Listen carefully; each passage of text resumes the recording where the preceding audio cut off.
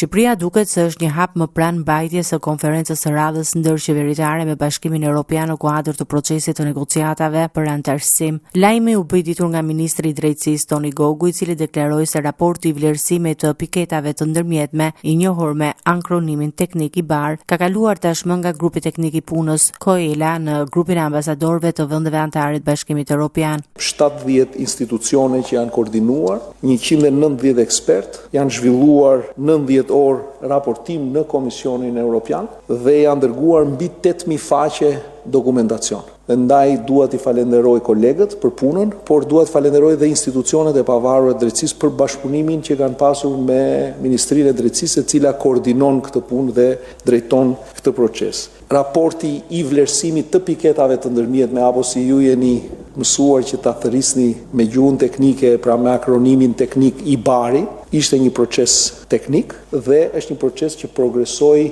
tashmë ka kaluar nga grupi i punës në grupin e ambasadorëve të vendeve anëtare, të vendeve të përhershme, dhe tregon që procesi lëviz, procesi ecën dhe ka mbështetje faktike dhe institucionale të çdo mase nga ana jonë, pra nga ana e shtetit shqiptar. Grupi i ambasadorëve të shteteve anëtare të Bashkimit Evropian, i njohur si COREPER, përfaqëson nivelin e dytë vendimarrës brenda Këshillit të Bashkimit Evropian dhe luan rol kyç në përgatitjen e vendimeve politike të Unionit. Kalimi i çështjes së Shqipërisë në këtë fazë shihet si një hap i rëndësishëm drejt organizimit të konferencës ndërqeveritare, e cila pritet të zhvillohet në ditët ose javët në vijim dhe do të shënojë një tjetër etapë në procesin e anëtarësimit të vendit në Bashkimin Evropian.